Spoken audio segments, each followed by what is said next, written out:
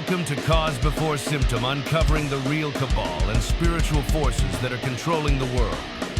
And now, here is your host, James Carner. Welcome to Cause Before Symptom. I'm your host, James Carner. Today is May 21st, 2026, and tonight's episode is all about what the data centers are really for. The currency war beneath the cloud. Now, for decades, humanity believed the future would be built around oil, manufacturing, and military power. But quietly, the world changed. Nations are no longer racing only for land, pipelines, or factories. They are racing for something far more important: computation. Beneath the endless construction of hyperscale data centers, AI facilities, semiconductor plants, and digital infrastructure lies a transformation most people still do not fully see. Civilization itself is being rebuilt around information. Well, this broadcast investigates what the data centers are really for, using decades of reports from the Bank for International Settlements, along with the rise of CBDCs, central bank digital currencies, programmable finance, AI systems, tokenized assets, and global digital infrastructure. The show traces how the world economy is shifting from industrial power to computational power. The question now is no longer simply who controls the money.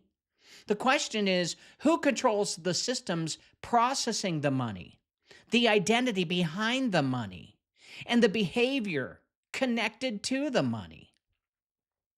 Well, the show explores why governments suddenly reversed course on energy policy. All of a sudden, climate change, it's done. Scientists are coming out saying, nah, we were wrong. Just as artificial intelligence exploded across the planet. We got to change our minds about climate change. While the public was warned for years, decades, about reducing consumption and limiting carbon output, the same institutions, jackasses, are now supporting some of the most energy-intensive infrastructure in human history. Massive AI clusters, nuclear expansion, semiconductor fabrication plants, and hyperscale cooling systems reveal that the real global emergency may no longer be climate alone, but the race to dominate the next financial and technological operating system. Well, as the investigation deepens, another realization emerges. Modern data centers may not only be processing digital currencies, but also mining humanity itself. Every click, purchase, search, biometric scan, location ping, and emotional reaction has become economically valuable. Information is now currency, and human behavior has become one of the most profitable resources on Earth. In this new system, people are no longer merely consumers. They are becoming data-producing assets inside a civilization increasingly governed by algorithms, prediction systems, and programmable infrastructure. And finally, the show examines the spiritual dimension beneath the technological transformation. From Babel to Cain to Revelation, Scripture repeatedly warns about civilizations attempting to centralize power, standardize humanity, and build security apart from divine restraint.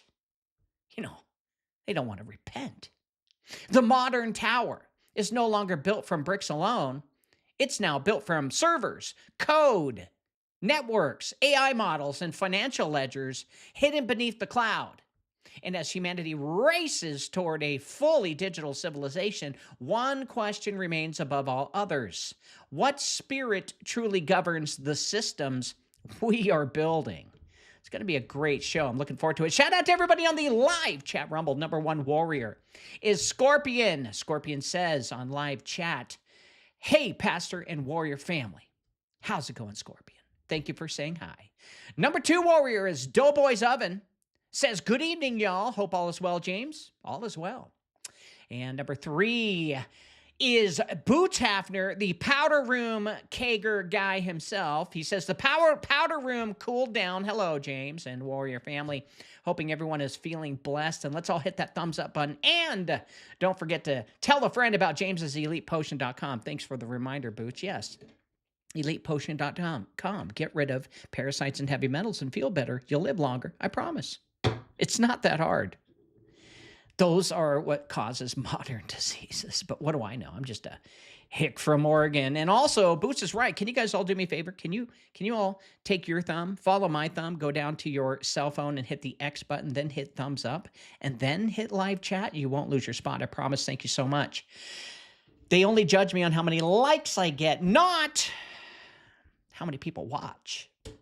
And number 4 warrior is Jeffrey. And Jeffrey says, hey, y'all. What's your take on ticks? And what are the plans for this? It's really confusing and everything is in front of people. They no longer care. I don't understand it all. Well, let's look at the history of what they've been throwing out into the wild. Wilderness means we can survive on our own, right? We don't need government. Shoving crap in the wilderness to change its ecosystem, well, then we need to rely on government. It's all a money game. So yes, I've heard the rumors. There's not, I didn't really go into detail about it. I saw it. I'm like, yeah, I've seen this before. This has happened like 5 years ago. This happened under Obama administration. People are like, well, I don't understand what is tick. Look, ticks get into deer. Deer get mad deer disease or whatever, and then there's less deer for us to live on. That's what I think is the real reason for this stuff, to control populations of deer, because that's the main thing we'd be hunting for if we didn't have, reliance on the government. So I'm not worried about it, because everything that the devil tries to throw at us, well, we always recoup because God is good. Jeffrey also says, why is China so ahead in everything, but the U.S. is still behind? It's like we're centuries behind them. Not necessarily. They're only ahead because of the stuff we've given them. See, China is kind of like Satan. He can't think and produce his own shit. So China gets the patents from us. They produce it. We pay them for that.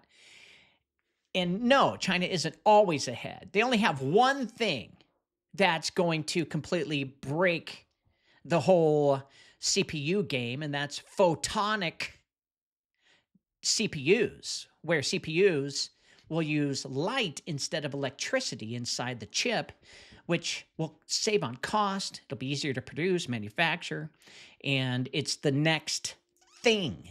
But before they can introduce that, China has to seal that patent. And if they don't, then America will just climb all over them. I'm not worried about China. I'm not worried about Russia. I'm not worried about America. I could care less. I am a child of the Most High. I don't belong here. I'm just an ambassador representing my kingdom.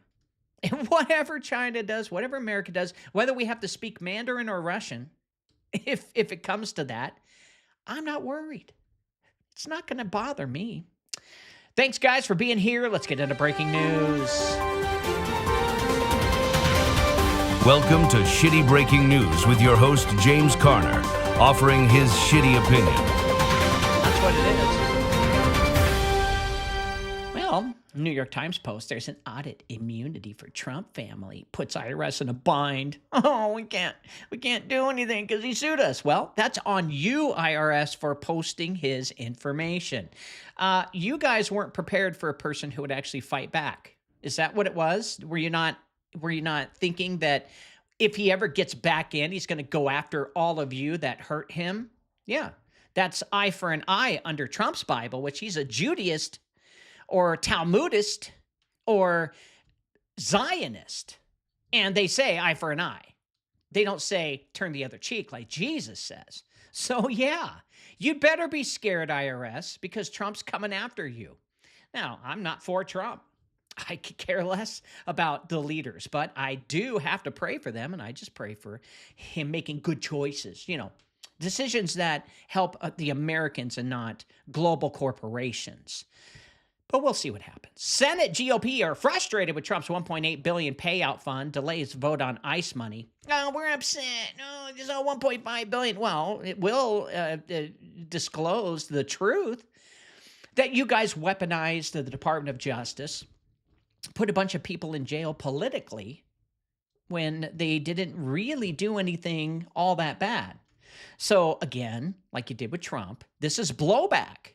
And the Senate GOP, I don't think they realize this, that Trump is in control now. They can't do dick against him. And he's going to get through with this. And regardless, he's going to continue suing and he's going to continue winning. Why? It's because you guys, I'm talking about the left, you guys went after him so hard that you messed up the entire thing for America and Americans, because now every 4 years, it's going to be lawsuits and Department of Justice is being used to go after your opponents. That's what it is. That's the precedent that the left started. Yes, they started it. And I don't care about the left. I don't care about the right. I'm not a Republican or a Democrat. I don't care about them because they just act evil and they continue to steal, kill, and destroy. They work for the devil. All of them. I don't trust one person that is in Congress or Senate, Department of Justice, or even the Supreme Court. I don't trust them because, well, they don't do what's right for the people. Why Trump's AI executive order was pulled? Well, anti-doomer feedback derails Trump's AI executive order. Well, apparently it fell apart hours before the order was to be signed, as a Trump advisor and some tech executives gave it a big thumbs down, and the president didn't really want to regulate AI in the first place. Well, they kind of twisted that a bit. It wasn't like it was pulled. Pulled. It's so funny. That's how the headlines work. They work against you. Don't believe what they're saying. You have to go into the article and read it to see the real truth, because they spin everything. So Trump pulled it because he needs AI right now. He needs the data centers. Tonight, we're going to be talking all about the reason why. Live updates. Iran says it's mulling its latest U.S. peace proposal. Right. Sure. I say, Trump, go in and start blowing more shit up. The further you wait, the longer this whole thing's going to play out. However, I don't think it's really about Iran and bombing them. We've settled that score. I think that's done. I think this is about choking out China, keeping the Strait of Hormuz stalled, because China is running out of oil. Indictment of former Cuban president includes 5 fighter jets involved in a 1996 incursion. Ooh, well, you shouldn't have came back into America. I'm telling you.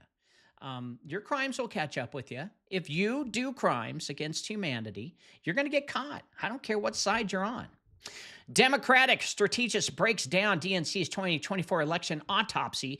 Really looks like they're all giving up, doesn't it? Well, they lost their USAID funding. That's the problem. You see, they were using taxpayer money to fund the left and all of their attorney generals, all of their congressmen, senators.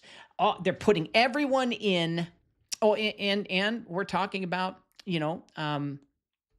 governors and you name it, to control as many states as they possibly can because, well, they're working for China. And China's not going to pay for it. No, they're going to use your own money against you. So stop worrying about it. It's not you. It's not going to affect you if you're a Christian and are putting all of your faith, hope, and trust in Jesus Christ. So stop worrying about it, because the news is always going to be the news. Bullshit, bland, crap, make you scared, and that's not how we're supposed to be living. All right, when we come back tonight, we're going to be talking about what the data centers are really for. What it is a currency war beneath the cloud. They're not only, well, they're doing a lot of crap, and it sucks. So there you have it. Why do 75% of people feel exhausted all the time? The answer might surprise you. In the 1920s, Standard Oil decided to dive into medicine. They pushed synthetic petroleum into our drugs. Sure, it masked symptoms, but it wrecked our guts. Our good bacteria, which fight off parasites and heavy metals, got wiped out by crude oil. But here's the good news.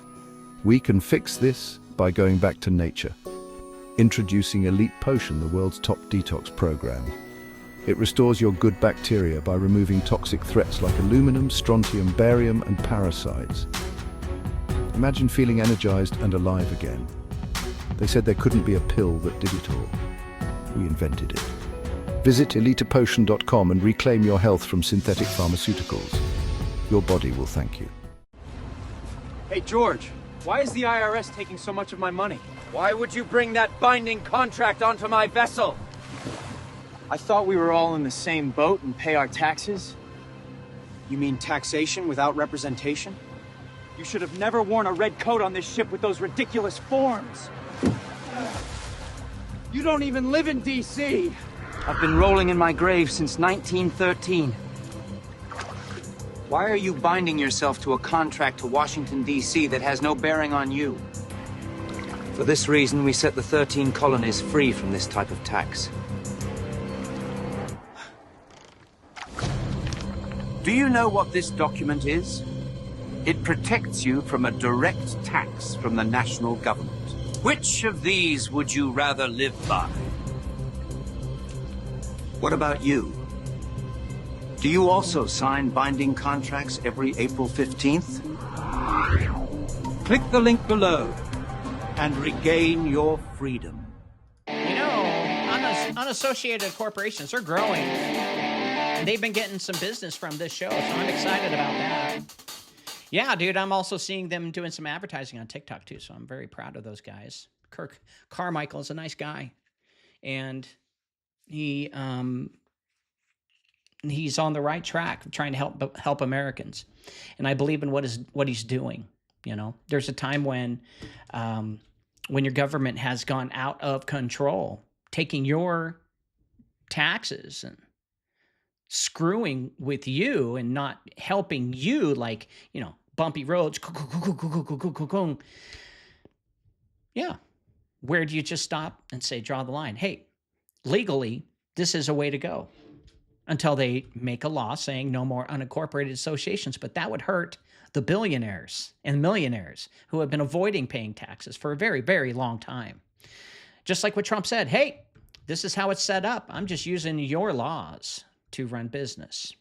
So what the data centers really are, guys, tonight the world is staring at a giant concrete building as they rise across the earth. And most people still believe they are just warehouses for websites, streaming videos, and artificial intelligence chatbots. They hear the phrase the cloud and imagine something weightless, harmless, and invisible. But the cloud is not floating in the sky.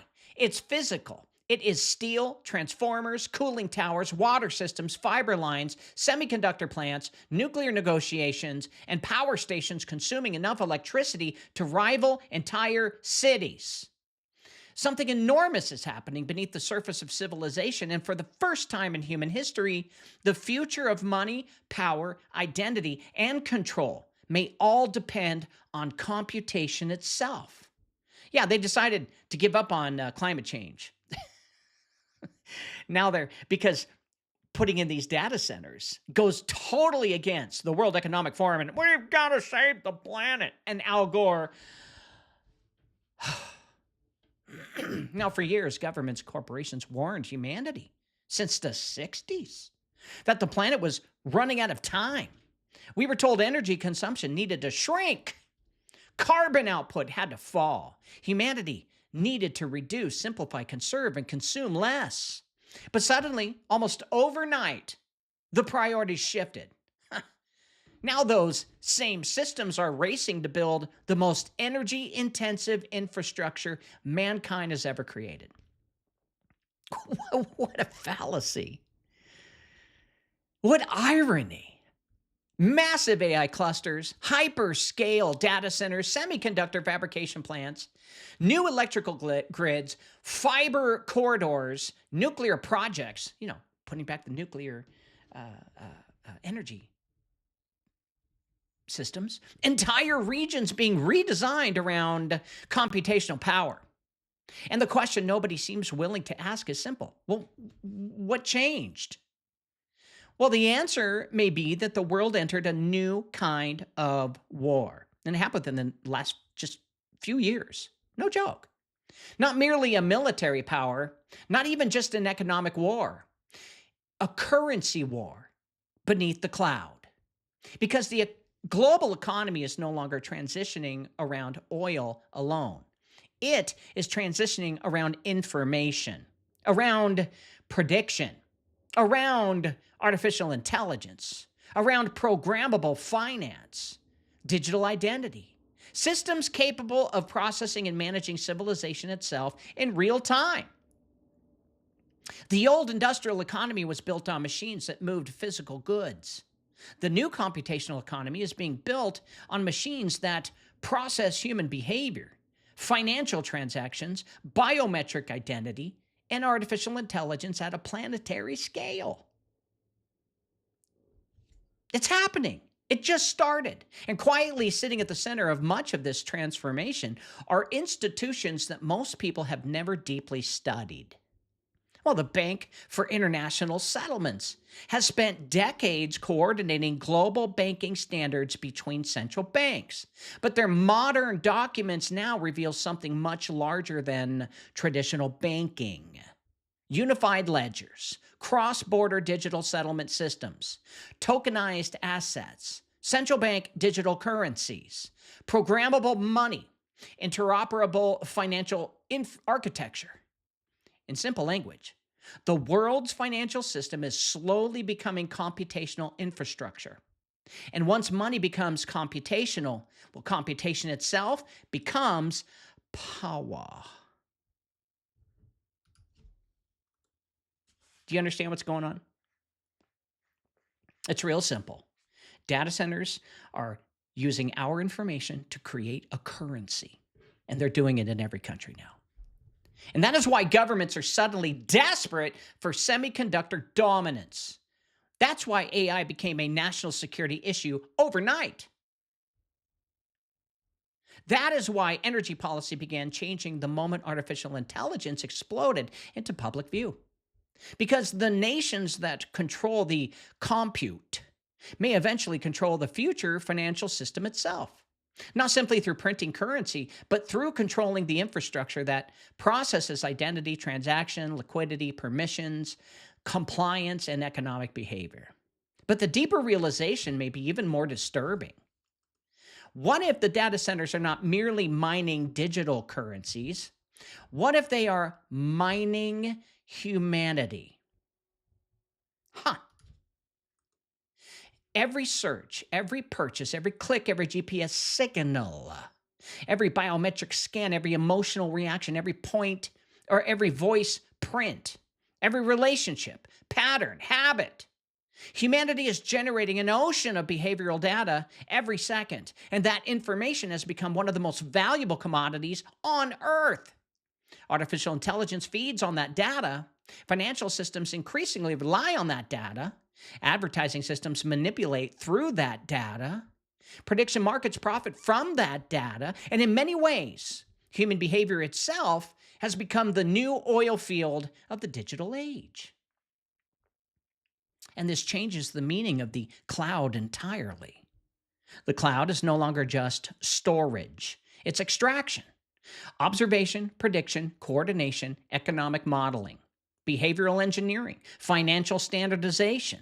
The modern data center is not simply a building filled with computers. It is the factory of the computational civilization now rising across the earth. And spiritually, humanity has seen this pattern before. In Babel, mankind attempted to centralize civilization under one system, one structure, one language, and one unified ambition apart from God. In Cain, civilization advanced technologically while remaining spiritually separated. Scripture repeatedly warns that civilizations become dangerous when power expands faster than wisdom, when systems replace conscience, and when humanity begins building structures designed not merely to serve man, but to redefine him.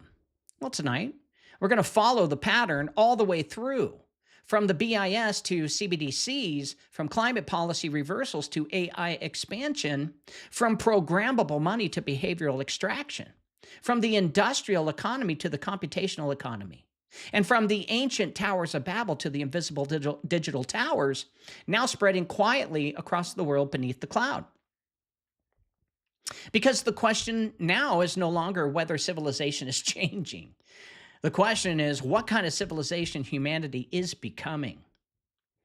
Elf Support says, how does the business model for these data centers even make sense? What kind of revenue do they have? I don't see how it could explain the costs involved under technocracy. The currency is energy-based. Well, just look at Meta. Why did Facebook change their name to Meta? Because Facebook sells their data to the government. They pay big bucks for all of that information. And they don't just sell to America. They sell to other countries like, NATO partners. Hey, you want our data? Yeah, no problem. Data, selling data back and forth, back and forth, back and forth. Exchanging data back and forth, back and forth, back and forth. Exchanging money back and forth, back and forth, back and forth. The business model is huge. And it's not just your first name, last name, address, phone, and email, and social security number. No, it's everything about you. And all the countries want it, need it, demand it. Because the more information you have on one society and how they move, the more you can predict their behavior in the future. And I think that shutting down AI would be a good idea because we're jumping into something that we just don't understand yet. And Trump decided to halt AI restrictions because, hey, we need to compete against China because China is going to create an AI that's going to create better money than we can create better money from our own people. That's the war right now. Creating money from data, money from information. You are being mined and turned into tokenized money. Now, for more than a century, the modern world revolved around oil. Nations rose and fell based on energy access, shipping lanes, pipelines, refineries, and industrial production. Wars were fought over fuel routes. Economies expanded through manufacturing. Entire empires were built around whoever controlled the movement of physical goods across oceans and continents. The 20th century belonged to industrial civilization, and industrial civilization ran on hydrocarbons. But quietly, another resource began taking over, or overtaking oil in the strategic importance: information. Now, at first, nobody really noticed the transition because it happened gradually. Well, I noticed when Facebook changed their name to Meta. That's where the majority of their money comes from, not from advertising all the bullshit they sell. Computers entered homes. The internet connected businesses. Smartphones transformed communication. And social media changed culture. Cloud computing replaced local storage. Artificial intelligence evolved from a niche technology into a global race. And while the public was distracted by apps, entertainment, and convenience, governments and corporations were building something much larger beneath the surface: a computational economy. That's where we're going. That's it. And the old economy moved physical products while the new moves information. And information is now becoming more valuable than many physical resources themselves. Could be more valuable than gold. Today, the most powerful corporations on earth are increasingly not oil companies, steel manufacturers, or industrial conglomerates. They are companies that process, predict, organize, and monetize information. Their products are not always physical. Their products are behavioral, influential, prediction, algorithms, and computation. In many ways, modern civilization is transitioning from an economy built on extracting oil from the earth to one built on extracting patterns from humanity. So that shift changes everything because once information becomes currency, the systems processing information becomes strategically critical. Think about it like this. The more information that China has on their people and how they move, and they can predict what China's doing, the more valuable that information becomes. Well, America has to have the same thing and have to have the same value, because if we are going to switch from physical dollars over to a digital, We have to have value behind it. Therefore, we need these data centers. Well, we don't, but the powers that be do. It's not me. So because once information becomes currency, the systems processing information becomes strategically critical. And that's why they stopped global warming, global cooling, or my favorite, climate change. Data centers become more important than factories now. Semiconductor plants become more important than certain military bases. Fiber optic networks become as valuable as shipping routes once were. And artificial intelligence becomes not merely a technological breakthrough, but a geopolitical weapon. And this is why governments suddenly begin treating AI like a national security emergency, which it is. The public often believes the AI race is about convenience, better search engines, faster chatbots, smarter software, but governments do not spend hundreds of billions of dollars because they want better customer service tools. They invest because AI changes military capability, financial systems, intelligence gathering, economic forecasting, cyber warfare, industrial automation, and population management simultaneously. Artificial intelligence is not one industry. It's becoming the infrastructure layer beneath every industry. And infrastructure requires computation power. Massive power. And that is why the world suddenly looks schizophrenic. On one side, leaders continue speaking about sustainability, carbon reduction, and climate goals. China never did. And they never stuck with what the UN told them to do. On the other side, they are approving some of the most energy-intensive projects in human history. Hypocritic assholes. Now, hyperscale data centers now consume enormous amounts of electricity and water. AI facilities require continuous cooling systems, redundant power grids, and semiconductor supply chains stretching across the globe. Entire electrical grids are being redesigned around computational demand. And something changed in the hierarchy of priorities, because nations realize that whoever controls computation may eventually control the future economy itself. And that's why they're not worried about global warming. And let's say that climate change was real.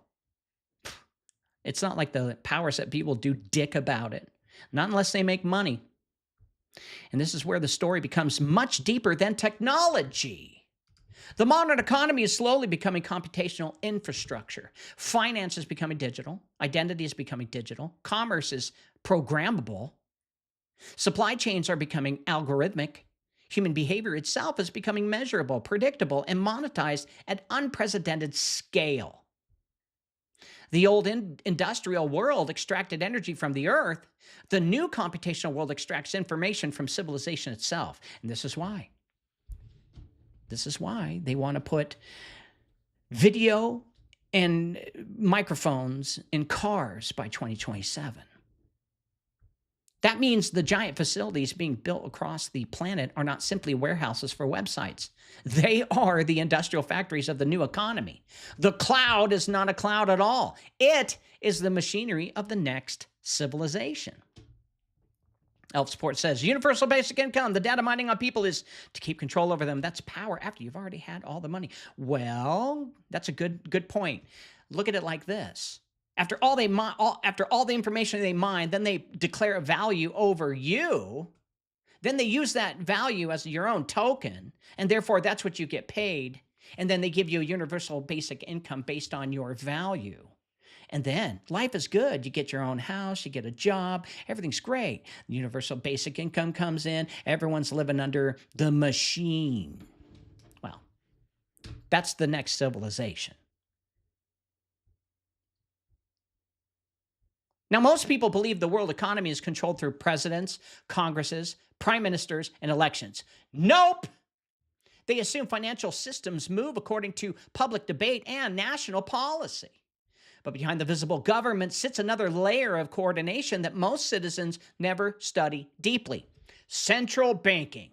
That's your enemy. It was Jesus' enemy too, as he fashioned a whip and he beat the bankers out of the temple, not once, but twice. And above the central banks themselves sits one institution that quietly connects much of the global financial systems together: the Bank for International Settlements. The BIS was established in 1930 in Basel, Switzerland, originally to manage German reparations after World War I. But over time, it evolved into something far more influential. And today, it functions as a coordination hub for central banks around the world, meaning the Bank of England, the Federal Reserve, they listen to what they have to say. Who has that much power? Federal Reserve officials, European central bankers, Asian monetary authorities, and financial regulators regularly coordinate through BIS frameworks, committees, and policy standards. Well, who's in control of that? The fallen angels? The devil? Trump? Xi Jinping? Putin? Who controls the BIS? Well, most people have never even heard of Basel I, Basel II, Basel III, or Basel IV. But these agreements quietly shaped the global banking systems for decades. They standardize how banks calculate risk, maintain reserves, manage capital requirements, and respond to financial instability. So in practical terms, this means that banks across nations increasingly operate under harmonized frameworks developed through international coordination rather than isolated domestic policy. Well, that alone is significant. But the newer BIS documents reveal something much larger than traditional banking regulation. For some reason, they just saw this coming. How? Well, the institution is now heavily focused on digital settlement systems, tokenization, programmable finance, AI integration, and central bank digital currencies. Projects like Enbridge, Icebreaker, Rosalind, Helvetia, and Jura are not science fiction experiments. They are prototypes for future monetary infrastructure. They explore how digital currencies can move across borders instantly, how tokenized assets can settle automatically, and how programmable systems can coordinate international finance with minimal friction. In other words, finance itself is being rebuilt into software, and software requires computation. And that is why the data center explosion matters so much. The future monetary system is increasingly dependent on continuous digital infrastructure. They need your crap. They need your info. They need everything you do. They need to know every time you wipe your ass. Money is no longer just paper or coins. It's becoming code, permissions, identity verification, and programmable access layered across interconnected networks. Now, the public still imagines banking as vaults filled with cash. But modern banking is increasingly about data synchronization, algorithmic liquidity management, digital settlement speed, and real-time coordination between institutions. The financial system is slowly becoming an operating system. And once finance becomes infrastructure, well, infrastructure becomes power. This also explains why central banks and governments become so interested in CBDCs. A central bank digital currency is not simply digital cash. It creates the possibility for programmable monetary behavior. Transactions can theoretically become traceable, conditional, automated, or restricted according to policy frameworks. Whether governments fully implement those capabilities or not, the architecture itself changes the nature of money. Well, the important point here is not paranoia, it's trajectory. The trajectory is toward greater integration between finance, identity, computation, AI, and digital infrastructure. And this is happening openly.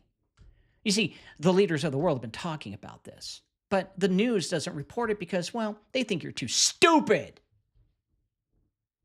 Well, the BIS does not hide that it wants more efficient settlement systems, faster cross-border payments, greater financial interoperability, and harmonized digital frameworks.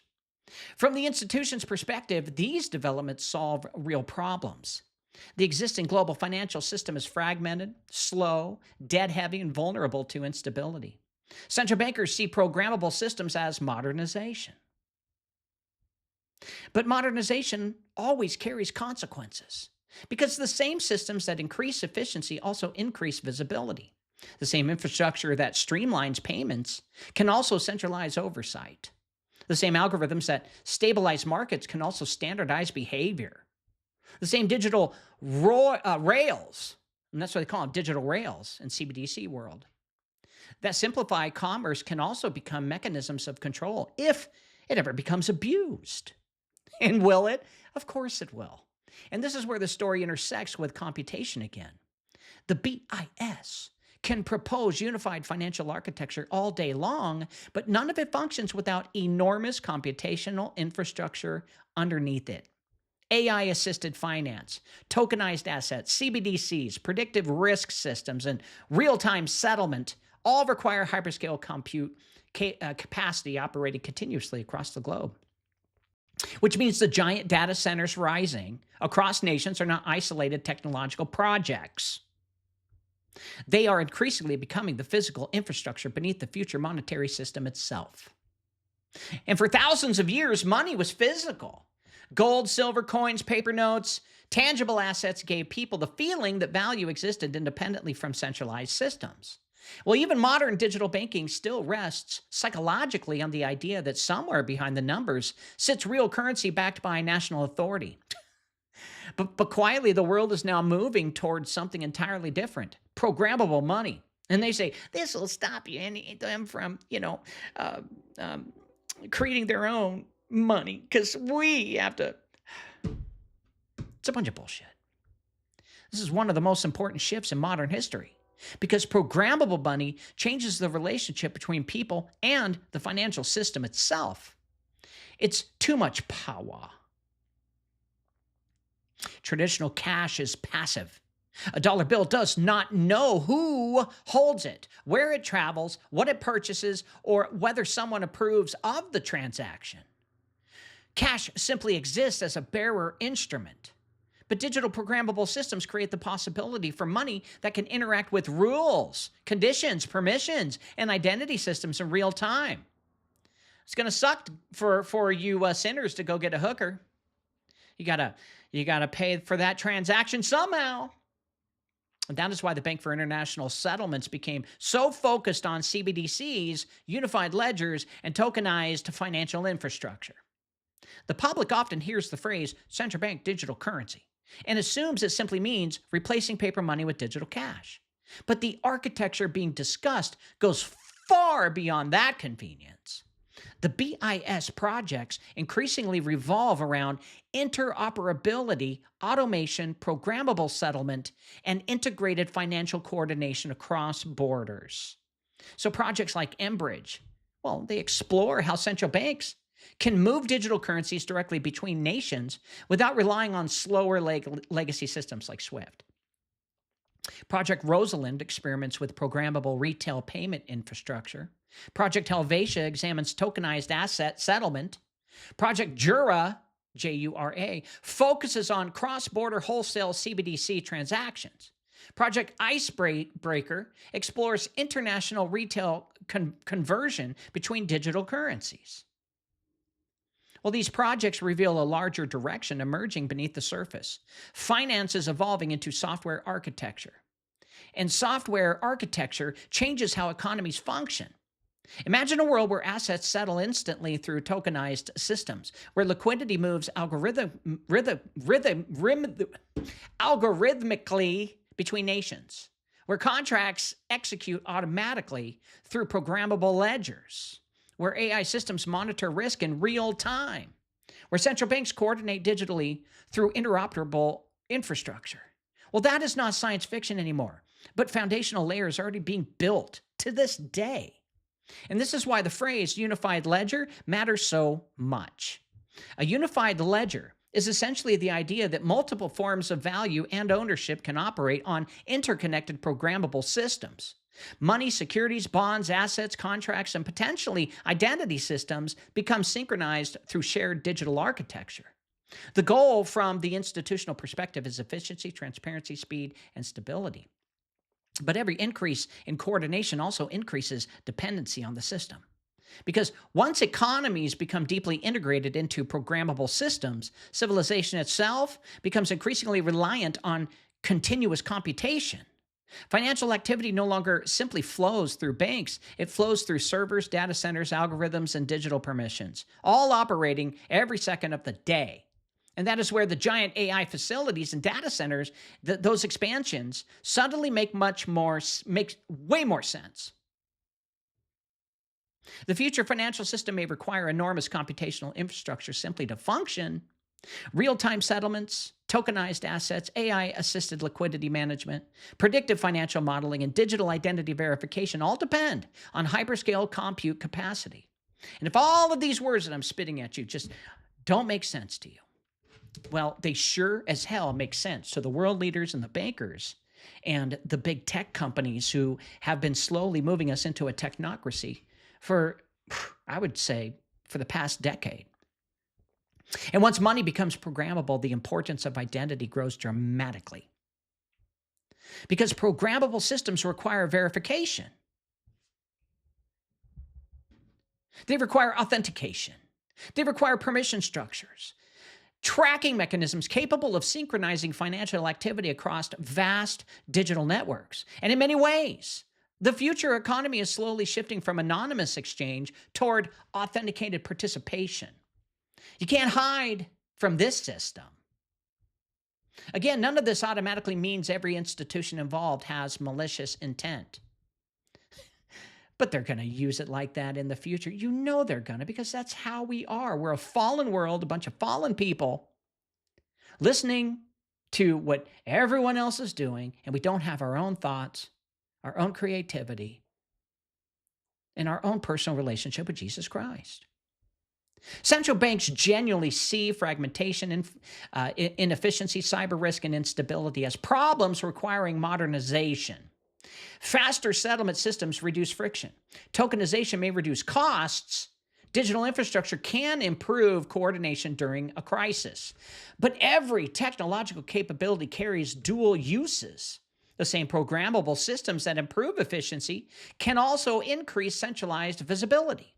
The same digital rails that simplify commerce can theoretically restrict commerce. The same infrastructure that stabilizes markets can also standardize behavior. This is scary. And once financial systems become deeply integrated with identity and computation, the distance between economics and governance become much smaller than most people realize. And that is why the currency war beneath the cloud matters so much. The nations building the strongest computational infrastructure today may ultimately shape the operating system of the next global economy tomorrow. Let me give an example. China just came out with a supercomputer that uses photonics, but through plasma. It's not just light, but it's plasma, that did a computation that kicked our fastest quantum computers, not quantum, it's not quantum, but faster than any supercomputer we've ever built. And it solved a matter that would take our supercomputer 1 trillion years to do. So that's a risk to American hedge money, American assets, American interests. And this is why the climate narrative suddenly shifted. Oh, fuck. We can't make money off of climate right now. We've got to screw the people through this AI thing. Yep. For nearly 2 decades, the public conversation around energy became increasingly restrictive. Remember, you're an asshole if you denied climate change. Governments warned about rising carbon emissions, fossil fuels, industrial pollution, and unsustainable growth. Entire economies were pressured toward electrification, decarbonization, and reduced consumption. Citizens were told the future required sacrifice, use less energy, drive less, consume less, build less. Humanity was supposedly entering an era where energy restraint would become the defining principle of modern civilization. What happened? Well, artificial intelligence exploded. And overnight, the priorities shifted. Suddenly, governments began approving projects that would have seemed politically impossible only a few years ago. Nuclear energy returned to the table, natural gas expansion accelerated, massive electrical grid upgrades appeared across nations, semiconductor fabrication plants received enormous subsidies, and water-intensive hyperscale data centers multiplied across entire regions. And AI companies demanded uninterrupted power supplies at scales previously associated with industrial megacities. Wow. Well, the contradiction became impossible to ignore because hypocrites. Because the same civilization warning humanity about excessive energy consumption is now building one of the most energy-hungry infrastructures in human history. Way to go, humanity. Way to go. I don't care. It doesn't hurt me one iota. But those who don't believe in God, you're screwed. Modern AI facilities require staggering amounts of electricity. Advanced GPU clusters operate continuously, generating enormous heat loads that require massive cooling systems. Some hyperscale facilities consume millions of gallons of water annually for cooling and environmental control. Fiber networks, transformers, backup systems, semiconductor manufacturing plants, and power substations all expand around them. The cloud that people imagine as weightless is actually one of the most physically demanding infrastructures ever created. So what happened? Well, the simplest answer is that another strategic priority overtook climate absolutism, the race for computational dominance. Hypocrites. Because once governments realized artificial intelligence would shape military capability, economic power, financial systems, cybersecurity, automation, and geopolitical influence simultaneously, then energy policy became subordinate to computational survival. So in other words, nations discovered they could not simultaneously phase out reliable energy, electrify entire economies, restrict base load generation, and dominate artificial intelligence. Well, something had to give. And what gave was the illusion that civilization could operate without massive energy expansion. Oops.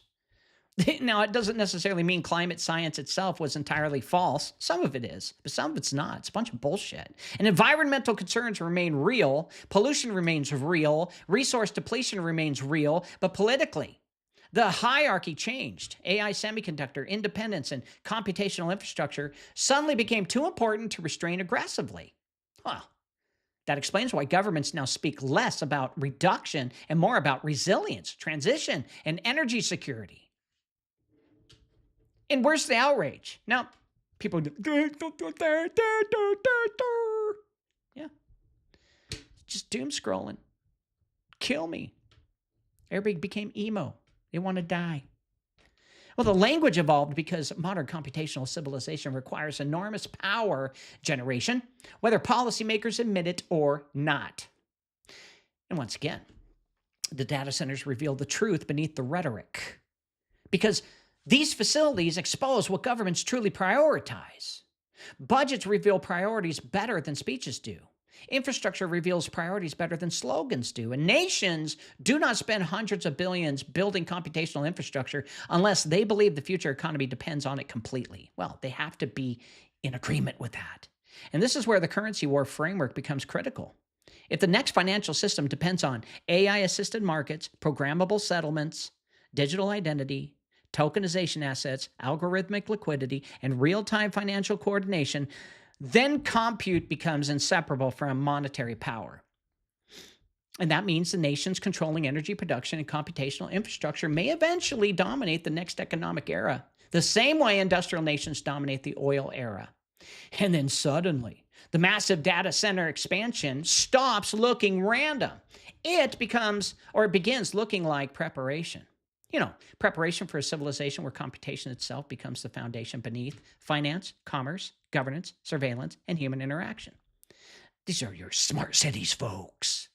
Well, the old industrial economy consumed oil to move machines. The new computational economy consumes electricity to move information. Dude, if I was an evil Satan, this would be like my ultimate plan. Build all these data centers to just rape this world of resources. And unlike previous industrial revolutions, this one does not simply transform factories. It transforms humanity itself. Thus, information becomes the new currency. And the 20th century economy was built around physical extraction. We know that oil came from the ground, steel came from furnaces and the ground. Manufacturing came from factories. Nations became powerful through controlling land, labor, shipping routes, and industrial output. That's the old way. But the 21st century economy is increasingly built around something far less visible: information. And today, some of the wealthiest corporations on earth do not primarily produce physical goods. Instead, they collect, process, predict, and monetize human behavior. Well, their business model revolves around one central principle. The more accurately human beings can be measured, the more profitable that they become. And that realization changed the global economy forever, as most people still think that they use digital services for free. Well, social media appears free, search engines appear free, apps appear free, but in reality, the user becomes the product long ago. Every interaction generates data, and that data has become one of the most valuable commodities on Earth. How come the news isn't talking about it? Every search query reveals curiosity. Every purchase reveals desire. GPS signals reveal movement. Voice samples reveal identity. Clicks reveal preference. Emotional reaction reveals psychology. Every online relationship reveals social structure. And biometric scan reveals biological information. So civilization is now producing behavioral data at planetary scale every second of the day. And artificial intelligence feeds on that data and then gives them an update as to what the future is going to be. And this is why data center explosion matters far beyond simple storage. The modern data center is not merely preserving information, it's processing humanity itself. Algorithms continuously analyze patterns, predict decisions, classify behavior, optimize engagement, and generate economic value from human activity. And in many cases, modern civilization has become an extraction economy once again. Except the resource being extracted is no longer oil alone. It's human behavior. And this is where the phrase information is money stops being metaphorical. Because markets increasingly reward prediction.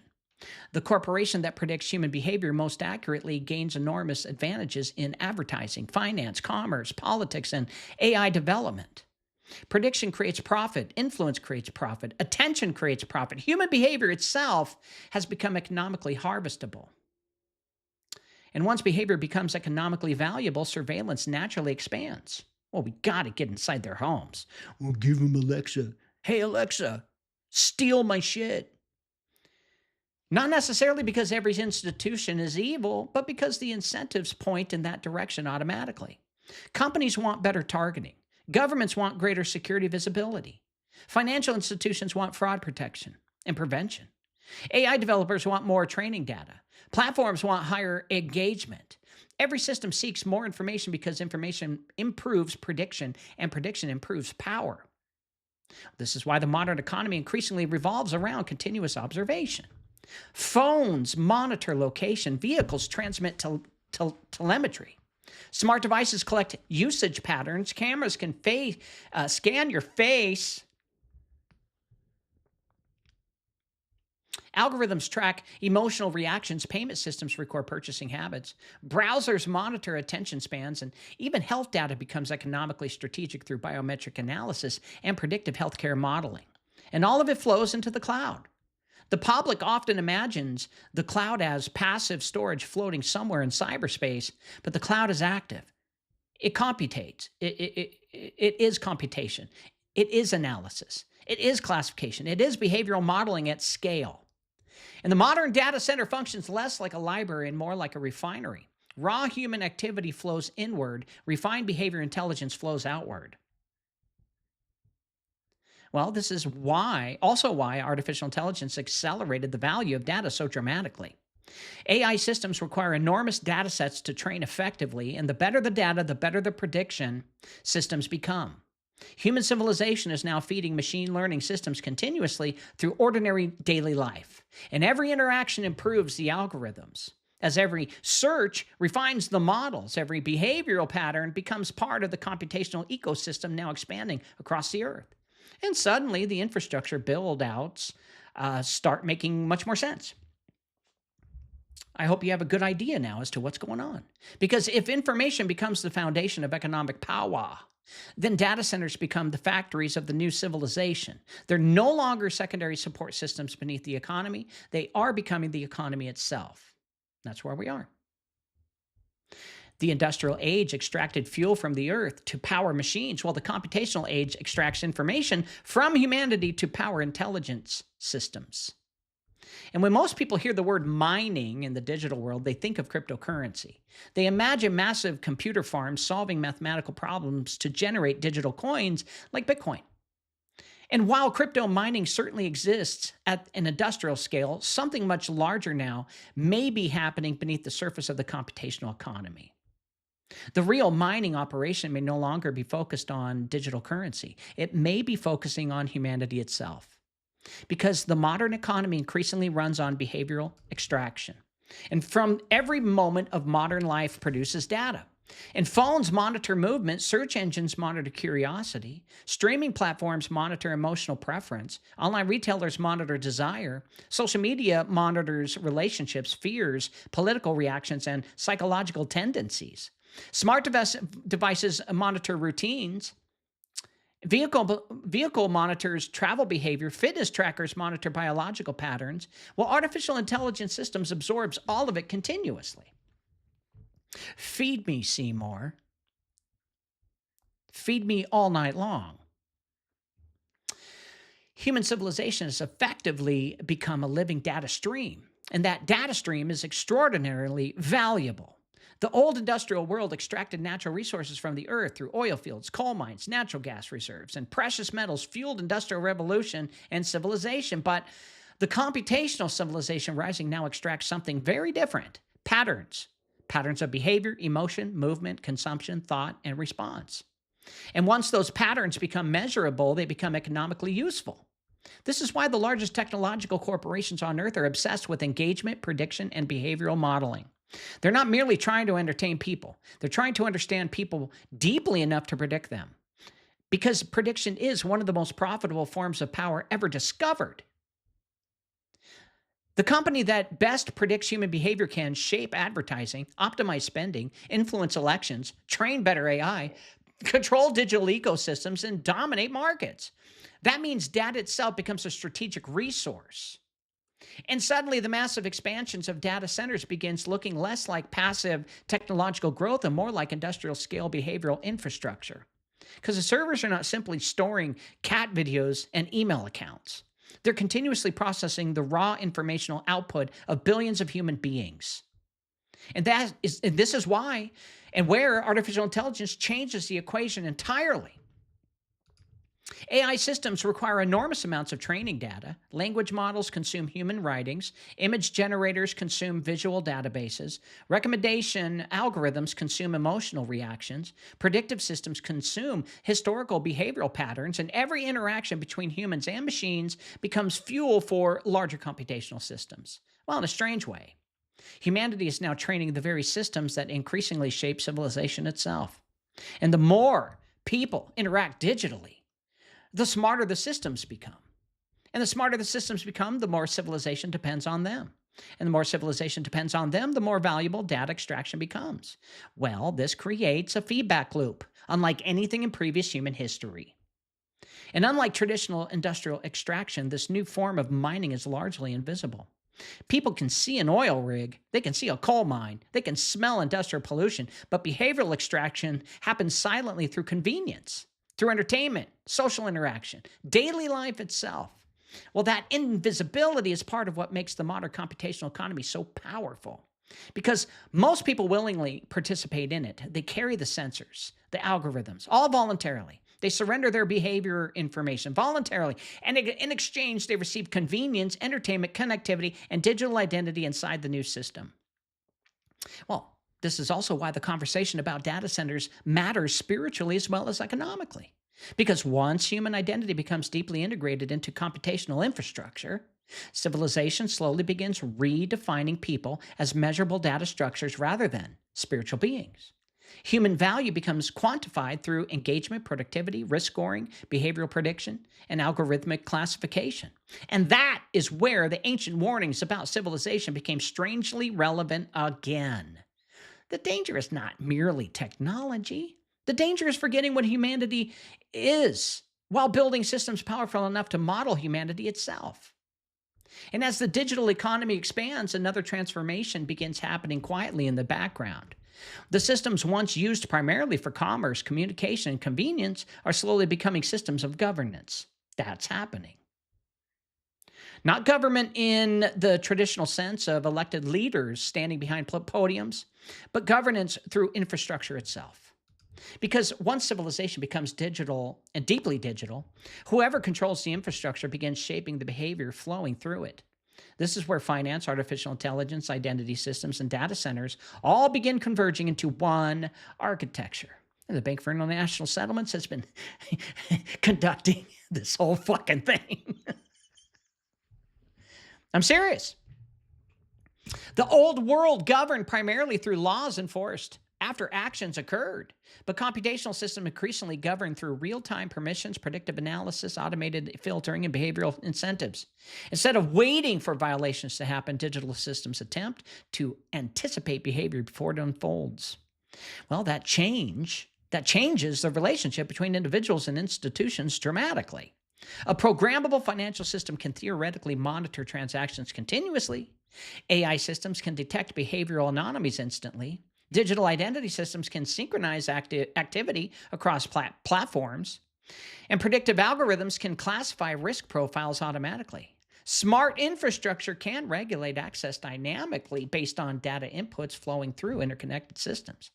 Again, much of this is being developed for practical reasons, as governments want fraud prevention, financial institutions want risk reduction, corporations want efficiency, security agencies want threat detection, technology companies want personalization.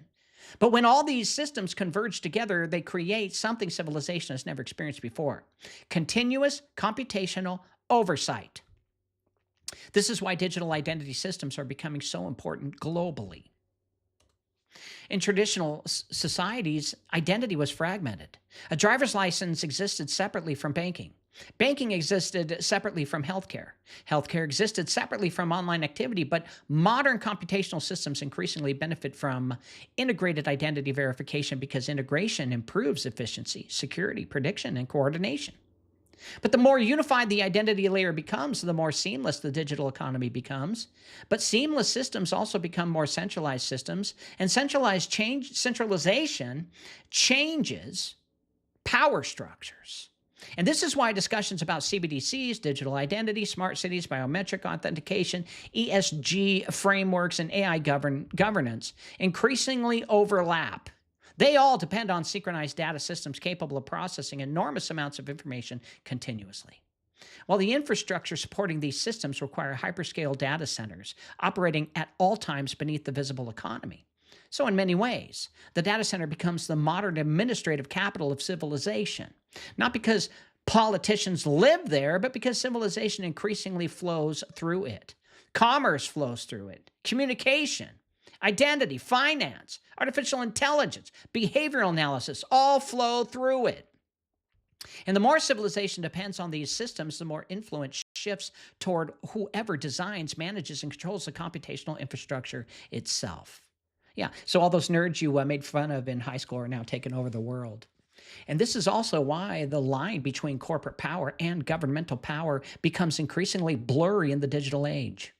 Governments rely on private technology infrastructure. Technology corporations rely on government contracts and regulatory cooperation.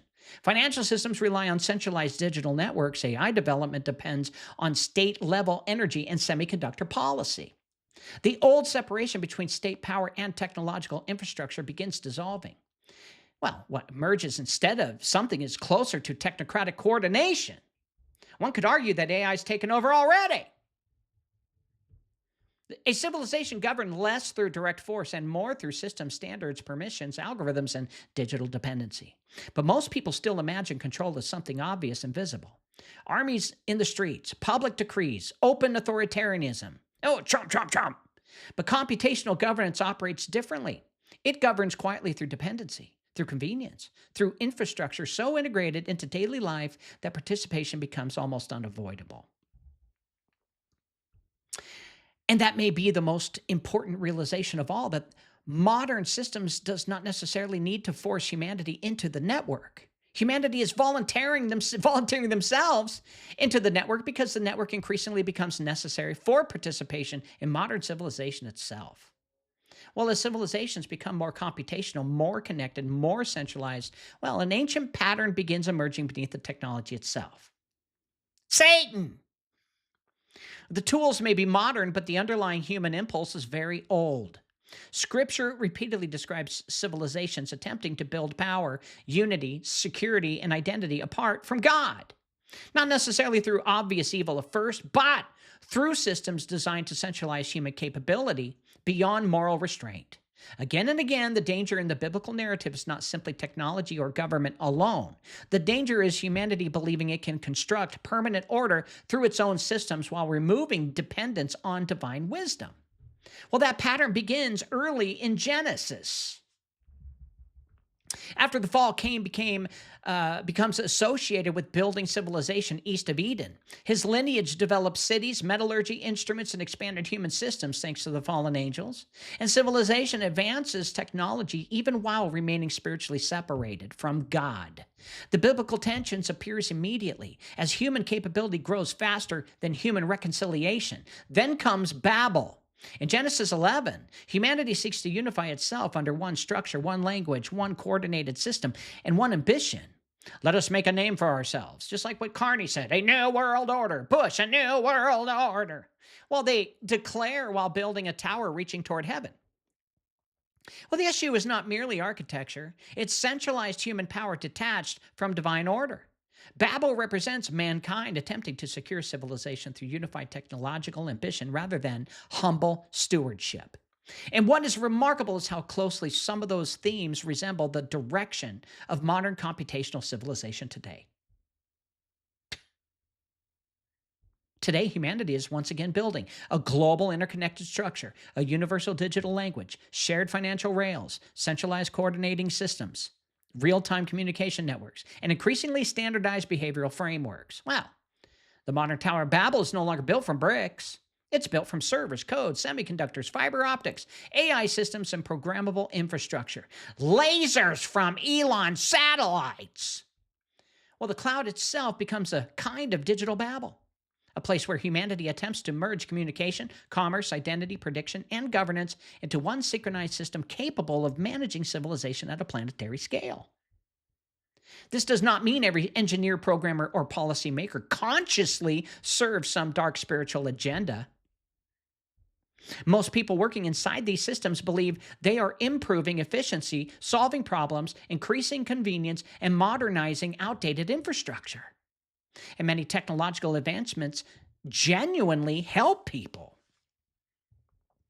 But Scripture consistently warns that civilizations become dangerous when power expands faster than wisdom. That's happening. Efficiency expands faster than morality. That's happening. And centralized systems expand faster than human accountability. Happening. Well, that warning becomes especially relevant once artificial intelligence enters the equation, because AI does not merely process information. It models behavior, predicts outcomes, classifies humanity, and optimizes systems. And over time, it can begin shaping the very civilization feeding it data. Well, this creates a strange inversion. Human beings build systems to serve civilization, then civilization reorganizes itself around serving the systems. And this is where the spiritual dimension becomes impossible to ignore. The danger is not surveillance. It's not programmable finance. It's not digital identity. The deeper danger is reducing human beings to manageable data structures inside a computational order increasingly detached from spiritual reality. Once humanity begins measurable primarily through risk scores, or once humanity does, through risk scores, behavioral patterns, economic productivity, digital identity, algorithmic trust, predictive analytics, well, then people slowly stop being viewed as souls bearing the image of God and beginning to be treated as if they're units flowing through a system. It looks like the fallen angels are creating a computer on earth to control. That's what it looks like. Because throughout history, civilizations repeatedly drift towards systems that promise security without morality, unity without truth, power without restraint, and transcendence without God. And every time humanity reaches for that tower, the same question eventually returns. Who is truly being worshipped through the systems that we build? Well, it's not Jesus Christ. One of the strangest patterns in human history is that nearly every major advancement solves one crisis while quietly creating another. Civilization moves forward technologically, but the consequences of that progress often arrive decades later, after society has already become dependent on the new system. Industrialization lifted billions of people out of poverty, increased food production, expanded transportation, and transformed modern medicine. But it also created pollution, mass industrial warfare, and environmental degradation, and economies completely dependent on endless growth and energy consumption. While the internet connected humanity instantly across continents, it demonstrated and democratized information, communication, and creativity. But it also created addiction, surveillance economies, algorithmic manipulation, social fragmentation, and information warfare at planetary scale. Global finance stabilized international trade and expanded economic growth, but it also concentrated debt, empowered speculative markets, and created systems so interconnected that crisis now spread across nations in real time. Now artificial intelligence promises another leap forward. AI may revolutionize medicine, engineering, scientific research, automation, logistics, and productivity, but at the same time, it centralizes computational power into fewer hands, increases dependence on digital systems, and accelerates humanity toward a civilization increasingly governed by algorithms instead of human judgment. Well, this is the paradox of modern civilization. Humanity gains power faster than it gains any wisdom. And once the system becomes deeply embedded into daily life, reversing course becomes almost impossible. That's why societies rarely stop technological expansion voluntarily. That's why they're not focusing on climate change anymore. Entire economies become dependent on the infrastructure. Governments become dependent on the tax base. Corporations become dependent on growth. Citizens become dependent on convenience. And over time, the civilization itself reorganizes around maintaining the system even when the system begins creating visible consequences. So this is exactly what makes the data center explosion so important. The world now understands that AI and computational infrastructure require enormous energy, water, semiconductors, cooling systems, and electrical expansion. Policymakers understand this. Engineers understand this. Corporations understand this. Yet the expansion continues accelerating because nations fear falling behind more than they fear the consequences of the expansion itself. Well, that fear creates a cycle, a loop. One nation builds larger AI infrastructure, another responds competitively. Energy demands rises, resources demand rises, financial dependence deepens, then data extraction expands. Who knows how many hacks we'll get from China, too? Thousands on a daily basis, because China wants our data, too. And the entire civilization becomes increasingly tied to computational systems that few people fully understand anymore. And this is where the old industrial mindset collides with new computational reality. The industrial age consumed natural resources to power machines, and the computational age consumes information to power intelligence systems. Ironic. Both systems share one common feature. They continuously expand. Modern economies are designed around perpetual growth. Markets demand expansion. Shareholders demand expansion. Governments demand expansion. Where's our profit? Technology companies demand expansion. Artificial intelligence itself improves through scale, which means larger models, larger data sets, larger server farms, and larger infrastructure networks become economically rewarded. Feed me, see more. Little Shop of Horrors. And eventually, humanity finds itself trapped inside systems too large to slow down easily. How do you shut it off? Blow up the data centers? Well, they'll create redundancy. That is why so many people feel uneasy, even if they cannot fully understand why. Because deep down, many recognize that civilization is moving faster than society's moral, spiritual, and philosophical foundations can adapt. The tools are becoming more powerful while human beings remain psychologically vulnerable to greed, fear, pride, tribalism, and the desire for control. Technology amplifies whatever spirit governs the civilization using it. And if wisdom governs the system, then technology can heal, connect, and build. If domination governs the system, technology can monitor, manipulate, and centralize power at unprecedented scale. And history shows that civilizations often realize the danger only after dependency becomes total. Well, that's where humanity stands right now, crossing from an industrial civilization into a computational civilization without fully understanding what the transformation will ultimately require from the human soul itself. Will we be like batteries in the Matrix? Well, the 20th century was shaped by nations fighting over oil, shipping lanes, industrial production, and reserve currencies, and empires rose because they controlled energy and trade. The United States emerged after World War II only through military strength, but not only through military strength, but the dollar became the backbone of the global financial system. Oil transaction, debt markets, central banking, and international trade increasingly revolved around dollar dominance. But now the world is entering another transition. The next reserve system may not belong entirely to a nation. It may belong to whoever controls the infrastructure beneath the money itself. And that infrastructure is computational. And this is why the world suddenly feels unstable in ways that go far beyond ordinary politics. The United States, Russia, China, BRICS, Gulf states, central banks, semiconductor companies, AI corporations, and global financial institutions are all racing towards the same thing from different directions: control over the future operating system of civilization.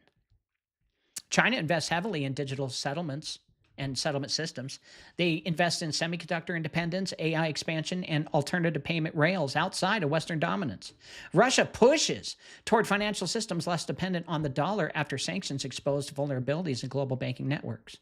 BRICS nations increasingly discuss cross-border settlement systems designed to reduce dependency on Western-controlled financial infrastructure. Well, meanwhile, the United States races to dominate artificial intelligence, cloud infrastructure, semiconductor fabrication, and hyperscale computation before rivals can surpass its technological lead. Well, underneath all of it sits the same realization: the next economic era belongs to whoever controls computation, because computation now touches everything simultaneously. Finance depends on it, artificial intelligence, military systems, cybersecurity, digital identity, commerce, they all depend on it. And increasingly, even governance depends on it. And this is why the giant data centers matter so much to these sick, fucking greedy masters. Most people still think of them as passive storage warehouses, but in reality, they're becoming the industrial engines of the computational civilization now forming across the earth. These facilities process transactions, train AI models, coordinate financial systems, analyze human behavior, manage cloud infrastructure, and synchronize the digital networks modern civilization increasingly relies upon every second of every day. Well, the cloud is becoming the nervous system of the global economy. And once economies depend entirely on computational infrastructure, well, the nations controlling that infrastructure gain extraordinarily influence over future itself. And this is also why the energy contradiction became unavoidable. Nations realized they cannot dominate the next economic era without massive energy expansion. Artificial intelligence, programmable finance, tokenized assets, and hyperscale digital infrastructure require enormous amounts of continuous power. Enormous. And the computational civilization is energy hungry by its very nature. That means the old dream of endlessly restricting energy consumption collided directly with the geopolitical reality of the AI race. Nations became less afraid of carbon criticism than of the technological irrelevance. And hidden beneath all of it, all this transformation of humanity itself, or hidden beneath all of it is the transformation of humanity itself.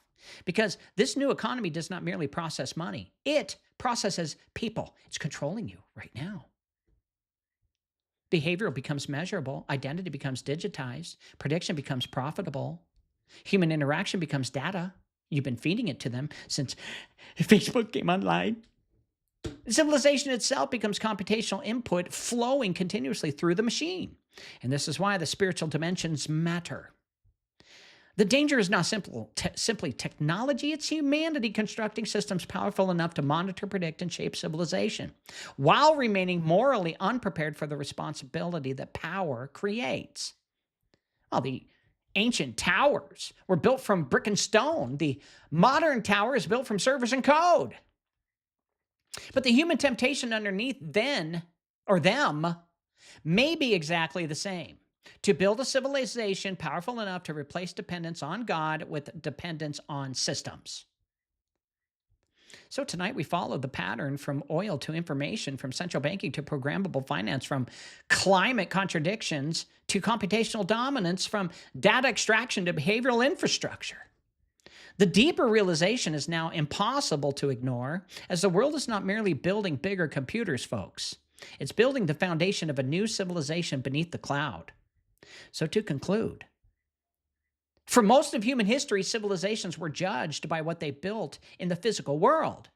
Roads, armies, temples, cities, factories, oil fields, industrial power determined who ruled the world.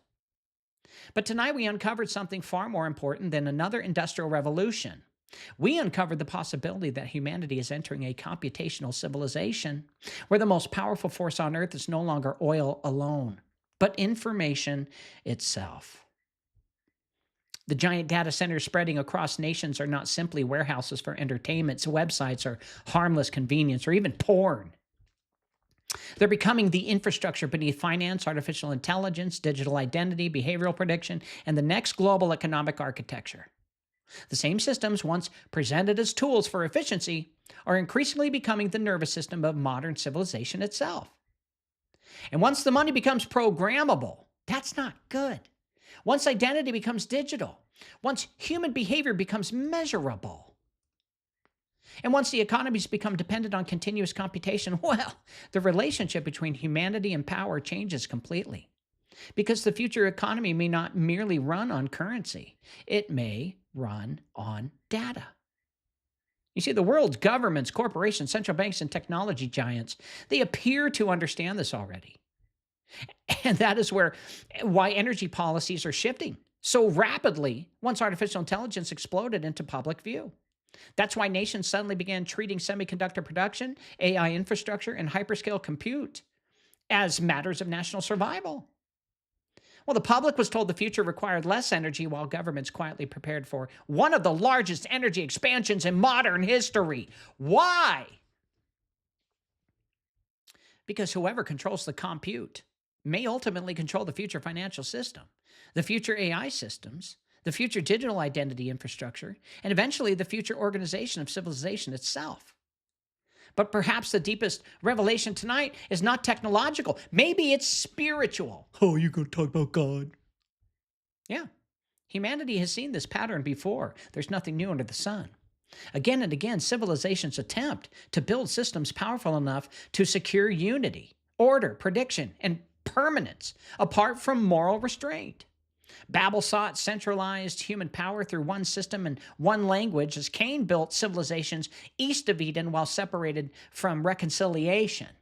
Empires throughout history promised security while quietly concentrating power beyond accountability. Now the modern tower rises again, not from bricks or stone, but from servers, algorithms, data centers, financial ledgers, artificial intelligence, and programmable infrastructure, all hidden beneath the cloud. And unlike ancient civilizations, this system does not merely organize labor or territory. It organizes information itself, it organizes identity, and it increasingly organizes human behavior itself. So the danger is not technology. Technology can heal. Technology can connect. It can help humanity flourish. The danger is what happens when fallen human ambition gains systems powerful enough to measure, predict, and influence civilization at planetary scale, without the wisdom necessary to govern that power righteously. Do you think Trump has the wisdom? Xi Jinping or Putin? Because once human beings are reduced primarily to data points, risk profiles, behavioral patterns, economic outputs, and algorithmic classifications, civilization slowly forgets what humanity actually is. Not consumers, not data streams, not behavioral assets, but souls appearing and bearing the image of God. So tonight was not a warning against technology itself. It was a warning about the spirit governing the civilization building it. Spirit of Mammon, of Baal, of Moloch. The world is not merely constructing bigger computers, folks. It is constructing the operating system beneath the next stage of humanity. And the question that remains is the same question every civilization eventually faces. Will mankind use its knowledge to serve truth and stewardship, or to build another tower reaching toward heaven without God? This has been Cause Before Symptom with your host, James Carner. Go to his website, jamescarner.com, and sign up for his newsletter. Also, download his free books on the breath war, the crown of blood, and the ritual machine. Fix your body by buying his award-winning detox formula, removing heavy metals and parasites. you'll feel better and live longer. Go to elitepotion.com. And one more thing, please. Just try and love your neighbor, because if you do, the world would be a better place. See you tomorrow.